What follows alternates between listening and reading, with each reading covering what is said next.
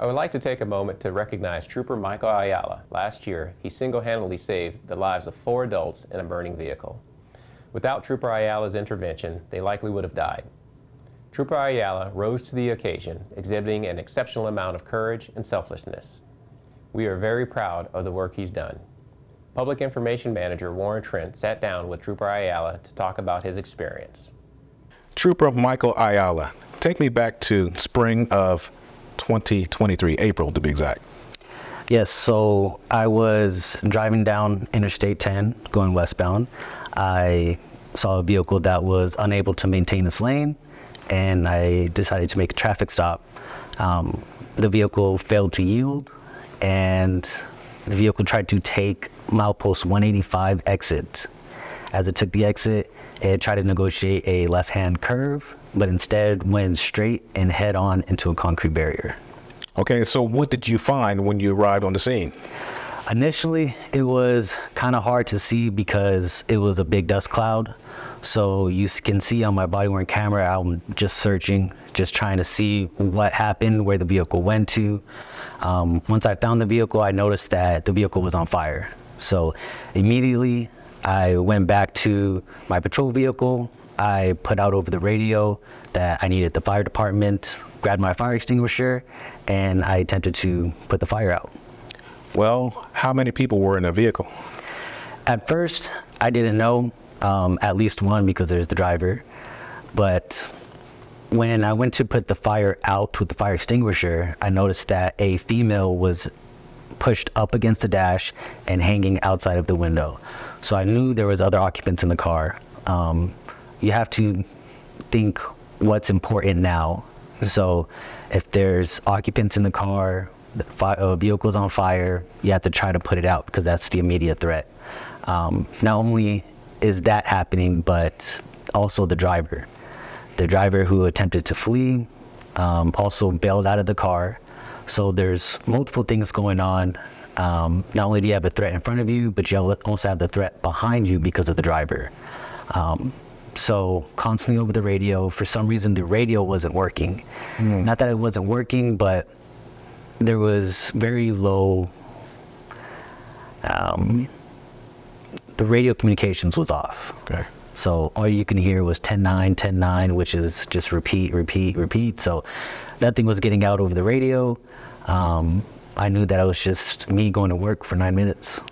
Well, and going to work you did, so you went in and you were able to pull the passengers and the driver out. Tell me about that. You said the driver ran off.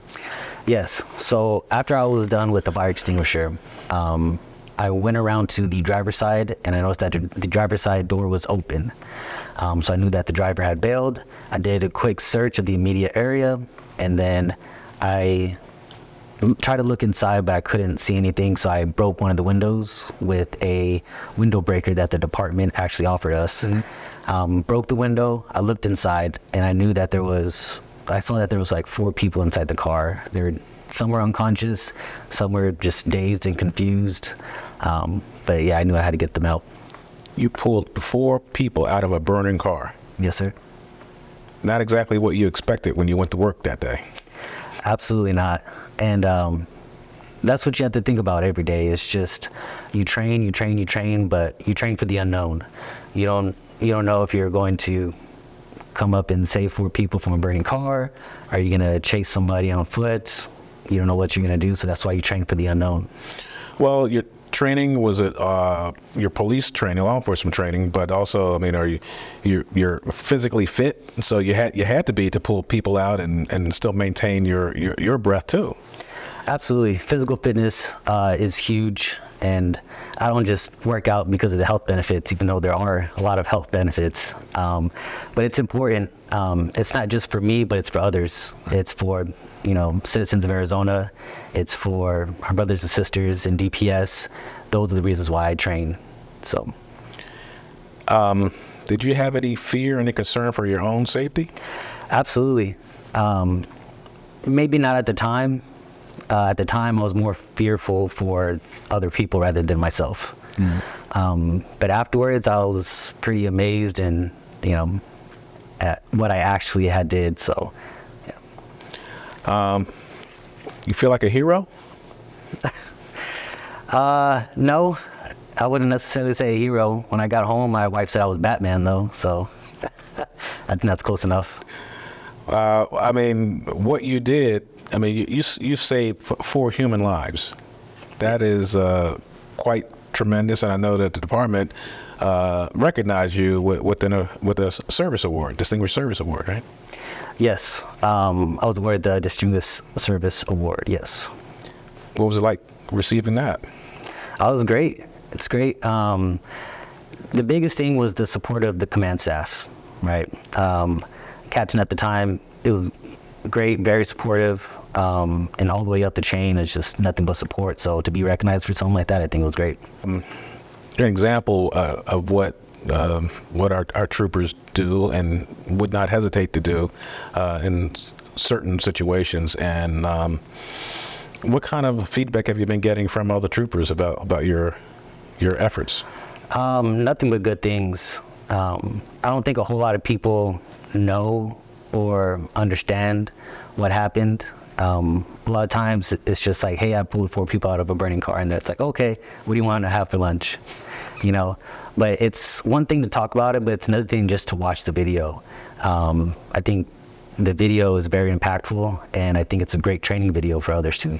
Yeah, I was about to ask you, so like when you look back on the video now, does it give you goosebumps? Does it make you nervous? Does it make you proud? Tell me, what do you see when you look at the video again?